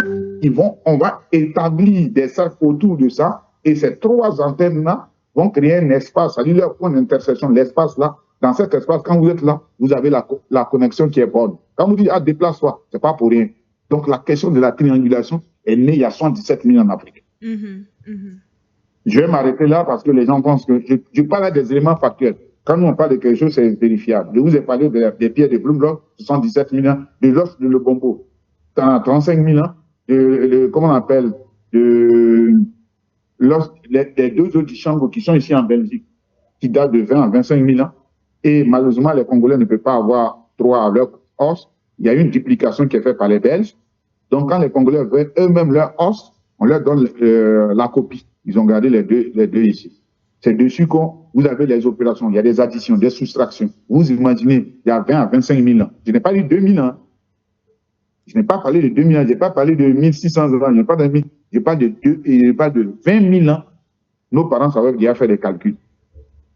Vous voyez que on n'a pas tué seulement l'Africain humain, on a aussi tué le génie que le Créateur avait mis, ou bien, comment on appelle, la nature avait mis en l'homme premier qui est l'Africain. C'est ça qu'on a tué. C'est ce crime-là qui est incommensurable, qui est indénombrable, qu'on a aussi tué. Merci à vous, Tapé Goubera. Alors, on va passer à la thématique principale de cette émission. Vous souhaitez ajouter un mot, Albert Natolaï? Oui, je m'en voudrais de ne pas le dire. Lorsque nous concluons, n'est-ce pas, le premier thème, en droit, puisque le thème que nous abordons, nous analysons, porte respectivement sur les questions politiques, mais surtout de droit. J'ai entendu certains analystes du côté de l'Hexagone, notamment en France, prétendre que les crimes consécutifs à la traite négrière, à l'esclavage et à la colonisation sont frappés de prescription. C'est faux. Si vous voulez, il y aura un Nuremberg 3 ou un Nuremberg 4, mais ça ne peut pas passer sous... Ça ne peut pas être frappé de prescription. Ça, c'est d'un de deux. Lorsqu'on parle de réparation, cela suppose qu'un tribunal... Non, cela suppose qu'il y a un préjudice. Et c'est un tribunal qui fixe le préjudice, qui détermine le préjudice. Le préjudice peut être moral, il peut être physique, il peut être financier. Tout à l'heure, je vous ai indiqué clairement que vous avez eu des centaines de millions d'Africains qui ont été déportés, qui ont perdu la vie, qui ont été arrachés à leur famille, à leurs racines. Alors, qui va fixer le préjudice? C'est le criminel, ce sont les criminels parce qu'il n'est pas le seul. Ce sont les criminels qui vont déterminer le préjudice? Non, je ne pense pas. Parce que pour fixer les réparations, il faut déjà qu'il y ait un préjudice. Et qui va déterminer le préjudice? C'est d'autant plus que, comme je l'ai indiqué tantôt, ils refusent de demander solennellement un pardon. Deuxième chose, vous avez encore des textes juridiques, un arsenal juridique discriminatoire et racialiste chez eux, à l'exemple de l'impérialisme, qui est en vigueur, qu'ils appliquent, qu'ils continuent d'appliquer. Vous avez des pratiques racistes, xénophobes chez eux.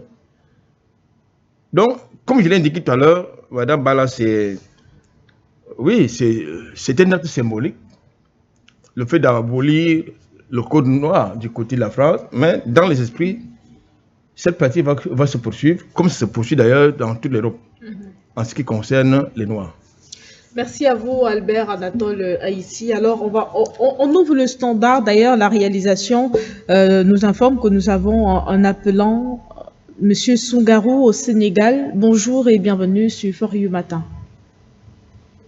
Bonjour Madame Bala et bonjour chers invités et Monsieur Triple A, docteur Essouché et le docteur et le professeur Tapé qui m'a donné qui a permis d'élargir mes connaissances, même nous les petits mathématiciens. Aujourd'hui, j'ai beaucoup appris de lui. Nous sommes les petits mathématiciens. Vraiment, merci beaucoup et merci le président Motumba, merci la technique. Et merci les chercheurs et journalistes. Et je vais essayer de donner mon point de vue sur la thématique d'accueil. Moi, il faut dire, Madame Bala, je suis actuellement par YouTube, parce que le signal est parti, la télé, voilà, le signal est parti. Mais je vous dis que il faut que ce guignol à la tête de l'État français cesse de faire de l'humour. Le temps là est révolu. Il ne peut pas, même pas, je dis que la France ne peut même pas, la France et le monde impérialiste d'une manière générale ne peut même pas tromper l'Africain le plus dupe. Aujourd'hui, surtout avec cette jeunesse qui est debout pour la souveraineté de l'Afrique. On sait que quand le monde occidental accepte une négociation ou essaie de renoncer à des contrats parce qu'il est dos au mur, l'impérialisme ne connaît que le rapport de force. La France est en train de perdre du terrain. Elle est en train de perdre du terrain. Donc c'est ça la raison. Mais les Africains, on parle de tromper les Africains. C'est comme un lion qui va à la troupe, ici se rend à la troupe des gazelles pour le rassurer de ne pas le fuir parce qu'il a renoncé à son régime carnivore. Quelle est la gazelle qui va croire à ça? À moins que ça soit une gazelle domestique qui ne sait même pas de la réalité de la forêt, de la jungle. J'ai dit que aujourd'hui, l'Afrique est tellement en avance, le monde africain, les Africains sont en avance sur eux, ce qu'ils ne savent pas. C'est pas qu'est-ce qu'il y a dans la tête des Européens. Ils pensent que nous sommes dans la période précoloniale. Hein? Et je vous dis une seule chose. Aujourd'hui, une seule chose. Mais Tokotlof l'a dit, l'atrocité des Européens. Nous, même nos grands-pères nous racontaient, avec ce qu'ils subissaient des chefs de canton. L'atrocité qu'ils faisaient. Ils se posent, est-ce que ces gens-là ont des cœurs humains? Des cœurs humains. Et les chefs de canton mandatés par par la France. Aujourd'hui, il faut saluer la bravure de l'Afrique qui a été pillée depuis des années, des milliers, des centaines d'années. Pillée. Le pillage le plus grave, c'est quoi? C'est quoi? C'est le pillage humain, la ressource humaine. Depuis qu'on nous privait des hommes forts, qu'on appelle les pièces d'Inde, la pièce d'Inde. Les hommes forts qui sont capables de réfléchir, d'inventer. Tous les gens sont partis. D'autres on les a déportés par le biais de l'esclavage. Et malgré tout ça, l'Afrique commence à résister. Au point que certains États africains parviennent à rivaliser ou bien à talonner d'autres États européens. Si je dis que si l'Europe avait suivi aussi ce même sort, si l'Europe allait disparaître, l'Europe allait disparaître aujourd'hui. L'Europe allait disparaître aujourd'hui. Parce que qu'est-ce que l'Europe a aujourd'hui, l'Occident a aujourd'hui? Si ce n'est pas la glace. C'est pas la glace. Ils n'ont pas de ressources. Ce que les Africains ont subi comme atrocité, et ils ont pu résister. Si cela, les Européens ont subi la même chose, l'Europe allait disparaître aujourd'hui. Mais il faut saluer la bravure des Africains. C'est ce qu'il faut connaître. Donc, je peux m'arrêter pour ne pas monopoliser la parole. Et merci beaucoup. Je vous suis par YouTube. Merci à vous également de nous avoir appelés. Alors, concours de la réalisation, on tente de prendre notre appelant. Allô, bonjour à vous et bienvenue sur Radio Matin. Allô, bonjour à vous. Oui, bonjour Madame Bala, Monsieur l'arbitre de France. Bonjour, mes salutations à vous, je vous salue grandement. Je salue grandement Monsieur Serge Espoir Matomba, président de la chaîne de For You Media Africa. Je salue grandement Dr Essouché sur le plateau. Je salue grandement donc notre doyen Monsieur Albert Anatole ici et bien sûr notre cher professeur Monsieur Tapé Groubera. Donc, je tenais ce matin, je suis très heureux de vous voir sur le plateau et d'entendre vos analyses. Et donc, ce matin, j'appelais juste pour un grand encouragement pour que vous continuiez à analyser et à donner votre analyse sur cette abrogation du Code noir. Je suis vraiment très heureux et je salue l'exposé brillantissime de notre cher professeur, Monsieur Tapé Groubera. Voilà, je ne peux rien dire de plus. Vive le continent africain, vive l'émancipation du continent africain, vive l'AES et vive notre jeunesse. Et merci beaucoup à vous. Merci beaucoup. Merci, bonne journée, bonne continuation des programmes. Merci à vous. Merci à vous également, Monsieur Larbi. Merci de nous avoir appelés. On va refermer le standard avec vous, Monsieur Eric. Bonjour et bienvenue sur Fort du Matin. Bonjour. Alors, bonjour à vous, Monsieur. Ok. Et bonjour, Madame Bala. Je salue Trip A, je salue Tapé Groubera, je salue le directeur de votre chaîne. On vous dit merci, Madame Bala. On vous remercie pour tout ce que vous faites pour le continent africain. Madame, s'ils abrogent ou pas, moi, franchement, je dis qu'on n'a rien à voir parce que, en fin de compte, vous voyez comment ils ont réagi à l'ONU. Mm-hmm. Il y a 52 pays, ils se sont abstenus. Ce qui signifie, en fin de compte, pour moi, on doit même pas se préoccuper. Nous, il faudrait que nous, en tant qu'Africains, je le répète encore, noirs, parce que moi, je le dis, je vais toujours ajouter, parce que j'ai parcouru beaucoup de continents, c'est les Noirs qui sont marginalisés. La seule chose que nous pouvons faire, tant qu'on n'a pas l'indice de puissance, tant qu'on n'a pas le rapport de force, moi je dis, on ne va pas quémander. On connaît l'histoire de l'Afrique déjà. On sait comment on a été traité. Mais tant qu'on n'a pas le rapport de force, l'indice de puissance, quoi qu'on dise, on ne va pas aller loin. Il serait temps. Moi, je demande, quand est-ce que les dirigeants africains, parce qu'on a tout, j'ai écouté le docteur Souci, on a tout pour être fort. On a les matières premières, mais ce qui est bizarre, ce sont nos dirigeants, madame. Est-ce que ces dirigeants, quelle a été leur réaction lorsque des pays qui se sont abstenus? Quelle réaction avons-nous eu sur le continent africain? On a les États-Unis, on a Israël, on a l'Argentine. Ils n'ont même pas reconnu 52 pays. Mais quelle réaction nos dirigeants ont eu? Je n'ai pas vu entre les 54 dirigeants qu'on a sur le continent, leur réaction, je n'ai pas vu ça. Donc, à un moment donné, il faudrait qu'on se dise, il serait temps, parce qu'ils disent qu'ils ont abrogé. Vous croyez ça? On a 5000 entreprises sur le continent, madame. Voilà. On a le système scolaire qui continue, on continue de produire je sais pas, des francs africains, le système scolaire qui est là, le système monétaire, le franc CFA, et on nous dit qu'ils ont abrogé le Code noir, madame. Regardez ce qui se passe avec Bali Bakayoko en France, le maire de Saint-Denis. Mais tout ça là, c'est l'heure. Il faut qu'on les oublie, madame. Et nous, on travaille comme la Chine le fait. Parce qu'ils sont, c'est pour nous duper seulement. Donc, c'est la seule chose que je peux dire.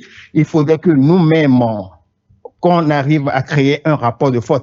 Parce qu'on voit aujourd'hui que c'est le rapport de force qui dirige ce monde aujourd'hui. On a vu les États-Unis aller prendre Maduro. On a vu l'attaque de l'Iran. Tout ça là, c'est des rapports de force aujourd'hui. Donc, tant qu'on n'a pas ce rapport de force, c'est très difficile pour nous parce que je crois que nos aînés, ils ont déjà ce combat, ils ont commencé. Donc aujourd'hui, il faudrait qu'on commence par agir. Et je vous dis merci, Madame Mambala. Je salue Trip A, je salue Tapé Groubera et plus sérieux depuis la diaspora. Merci à vous, Eric, depuis la diaspora. Monsieur, on va refermer le standard et on revient sur le plateau pour aborder la thématique de ce matin qui nous renvoie du côté du Niger. Et c'est juste après cette transition. L'Afrique se souvient.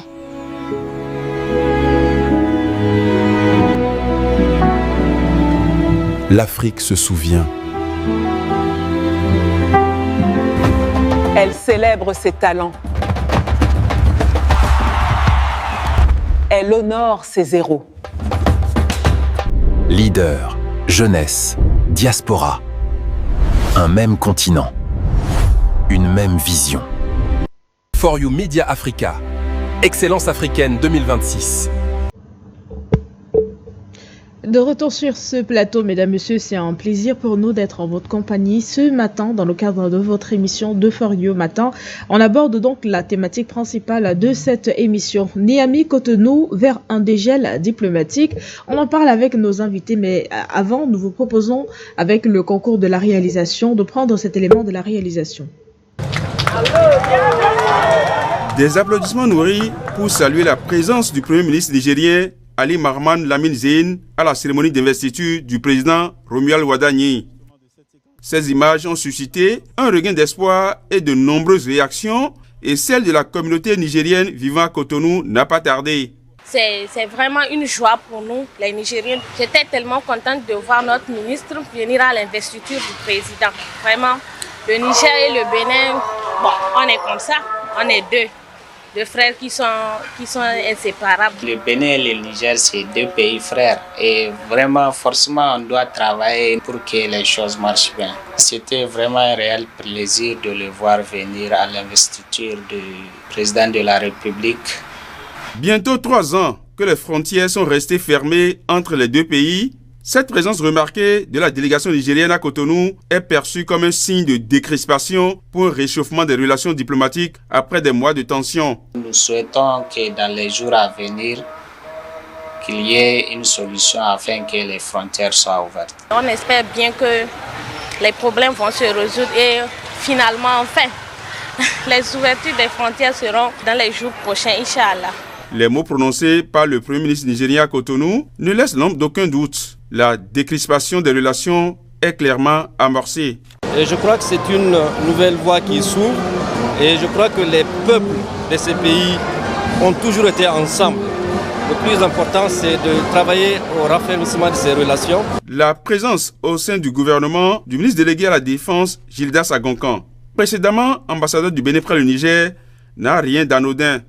Selon certains observateurs, c'est un signal de plus pour renforcer la coopération sécuritaire contre la menace djihadiste. Merci à Mbok à la réalisation pour ce reportage. Alors, on revient avec vous, docteur Issoussé. La présence, du Premier ministre nigérien à l'investiture du président du Bénin, Wadani Romuald, ce 24 mai 2026, sa présence marque-t-elle, selon vous, un simple geste diplomatique ou le début d'une véritable normalisation entre Niamey et Cotonou? Oui, dans les us et coutumes diplomatiques, il faut dire qu'un geste diplomatique a tout son sens. J'ai souvent coutume de vous dire que là-bas, même la virgule a un sens, même le bonjour en diplomatie a un sens. Alors, nous voilà deux pays frères et amis dont les populations partagent pratiquement la même histoire. Il faut dire qu'il y a un mec qui importe des populations. Il y a des Nigériens aujourd'hui qui sont béninois et vice-versa, comme ça se passe dans la plupart du temps dans nos frontières. Et à la suite des événements, il y a eu les relations diplomatiques ont pris un grand coup. Et il faut dire que déjà on ne va pas faire l'histoire parce que le Niger a accusé le Bénin pendant longtemps d'être une base arrière pour les terroristes et de comploter contre les déstabilisations. Tant quand les militaires ont pris le pouvoir dans la sous-région AES et n'est-ce pas les positions de la CEDEAO. Et parmi ces positions, le Bénin était le premier à fermer ses frontières. Et vous connaissez que le Bénin regorge un grand port très vital pour les pays de l'AES, notamment du Niger. Alors, le président Talon avait engagé certaines médiations et on lui avait balancé une fin de non-recevoir.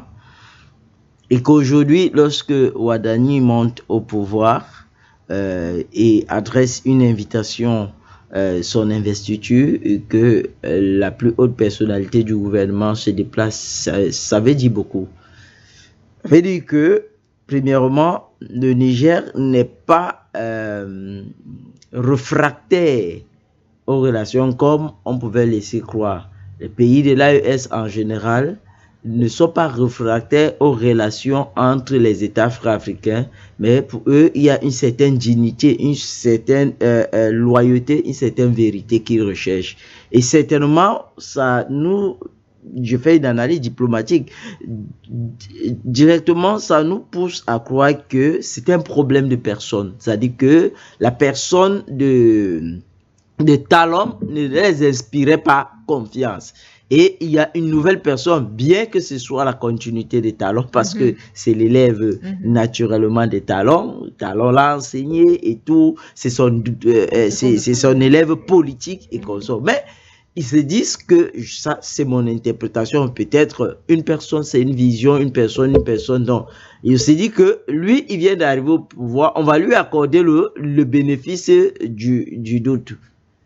Peut-être parce que adresser une invitation, déplacer le premier ministre qui arrive et qui fait une déclaration comme quoi c'est le début d'une nouvelle ère sur le plan diplomatique, ça veut tout dire. Ça veut dire que le Niger, et il faut dire depuis un certain temps, vous savez, le Niger a renoué par exemple avec le Maroc, le Niger a renoué avec l'Algérie, je crois. Donc, le Niger, dans sa posture État indépendant parmi ceux de l'AES, est un peu plus ouvert sur le plan diplomatique.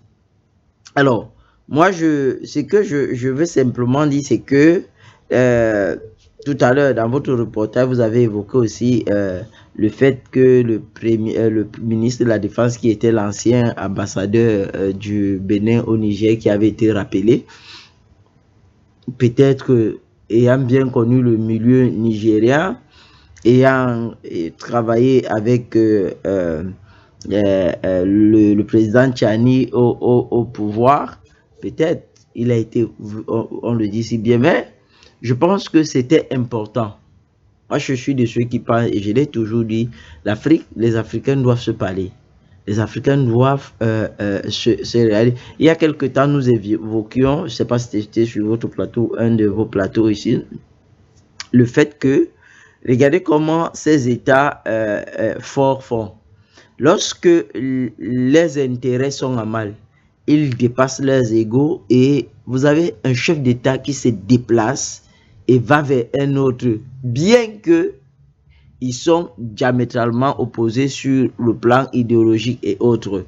Donc, je pense que c'est un peu ce dont on a besoin en Afrique. Parce que vous avez aujourd'hui, vous avez ces problèmes-là, avec les États de là et contre certains. Vous avez par exemple le Mali, l'Algérie, les États de là et la Mauritanie, vous avez le Rwanda avec la RDC. Vous avez un peu ces petites tensions-là et donc, les égos continuent à crisper parce que chacun reste dans ses positions. Non, un temps, il faut dépasser les positions. Il faut s'asseoir et causer. Il faut s'asseoir et causer. Il faut faire part à l'autre de ton retenu. C'est-à-dire que si vous estimez que le Bénin est dans le précaré français et est en alliance incestueuse avec la France, il faut quand même dire, et il faut prendre des mesures. Maintenant, je pense qu'ils sont assez sages. Le Bénin Ouadani, je ne pense pas que ce monsieur-là fera l'exception. Moi, je le trouverais même peut-être plus dangereux que Talon, dans la mesure où, à côté de lui, il a une Française. À côté de lui, celle qui dort avec lui. Et ces gars-là sont très dangereux. Et vous savez le rôle de la femme dans ce genre de choses. Lui-même est un produit purement du colon. Ça, il faut le dire. Et je ne sais pas comment il entend se détacher de cela. Donc, faire confiance à un monsieur comme celui-là, ce serait comme faire confiance au fils que le diable a accouché. Merci à vous, docteur Essoussé. Alors, Tapé Goubera, votre analyse également. Comme l'a dit mon frère, le docteur Essoussé, tout ce qui peut permettre de renforcer les rapports entre les Africains c'est bienvenu. Je suis content que le Premier ministre du Niger ait répondu à l'appel. Mais je vais dire, le problème de fond reste. Hein. C'est pas que je ne veuille pas. Ça, mon introduction est claire. Le problème de fond reste. Le Premier ministre a répondu à une invitation, d'abord par politesse, et puis peut-être pour montrer aux gens que ce n'est pas un problème de personne, mais il y a des questions de principe. Si l'actuel chef d'État, cette main qui est tendue par le Niger,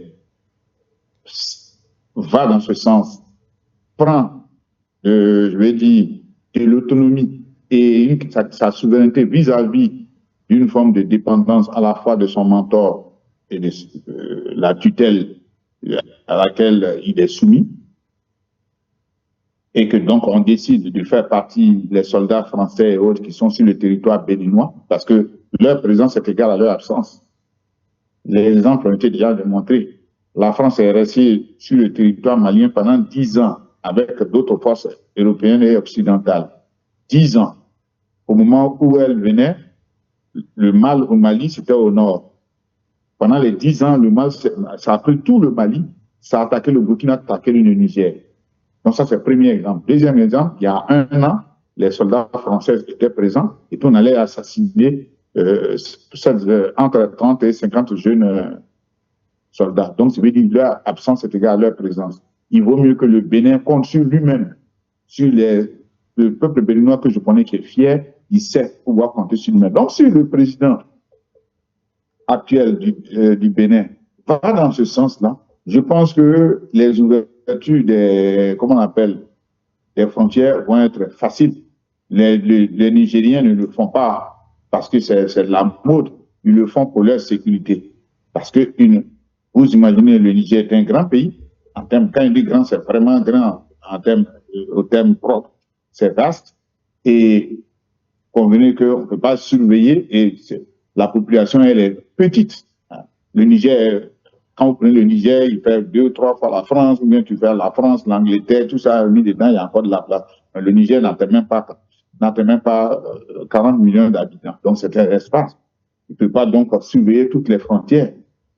Donc, si le Bénin joue franc jeu, c'est-à-dire que par ce flanc-là, quelque chose va être intéressant. L'autre élément qui est un avantage même pour le Bénin, moi j'étais à Cotonou, j'ai vécu là-bas, j'ai passé les vacances là-bas. Donc, le port de Cotonou, c'est quelque chose de fantastique pour eux. Ça va être quelque chose de rentable pour que, sur le plan économique, les populations puissent profiter. Vous avez les éléments qui partent depuis Niamey, Agadez, je ne sais pas où, qui vont partir et qui vont arriver là-bas. On oublie que le Niger, en dehors des ressources naturelles, c'est un pays où les gens se battent. C'est le premier producteur d'oignons, par exemple, en Afrique. Et le bon, l'oignon rouge. Donc, vous comprenez que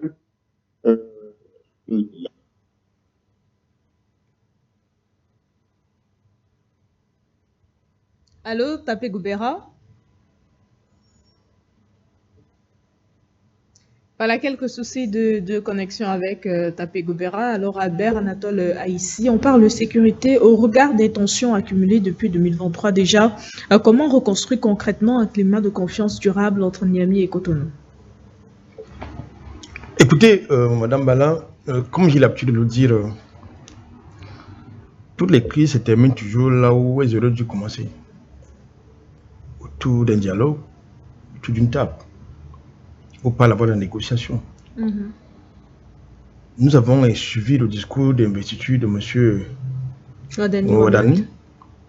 Je crois que c'était un discours d'ouverture, du moins en ce qui concerne la séquence dédiée à la coopération sous-régionale. Il a proclamé l'ouverture vers les pays voisins, vers ses voisins. Il a proclamé également le panafricanisme.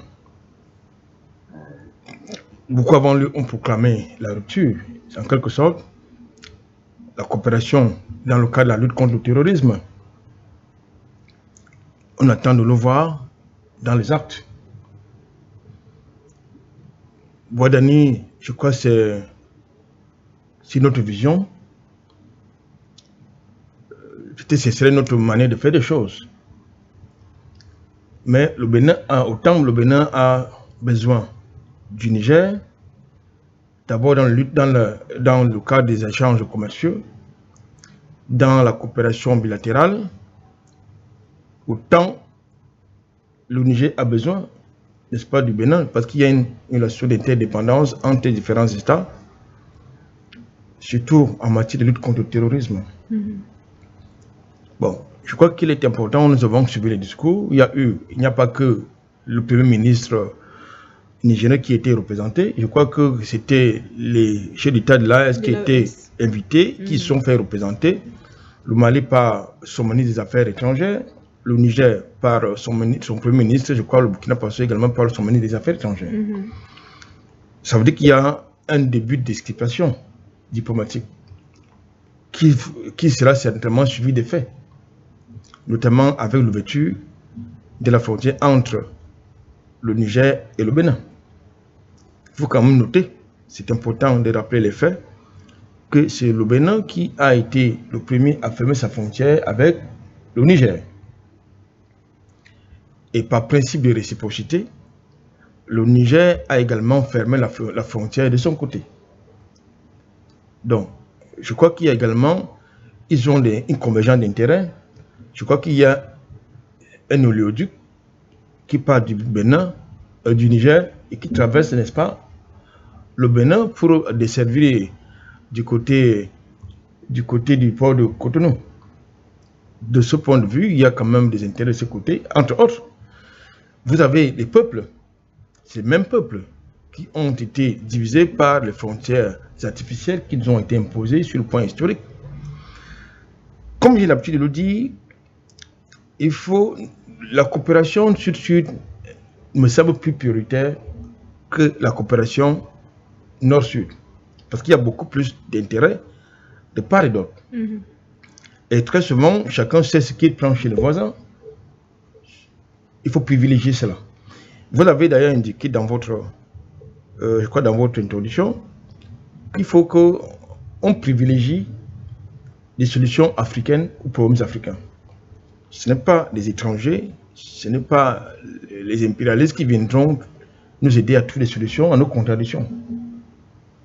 Nous avons eu des images, nous avons vu des images, nous avons vu des images devant les caméras, nous avons suivi les discours, nous avons suivi des déclarations.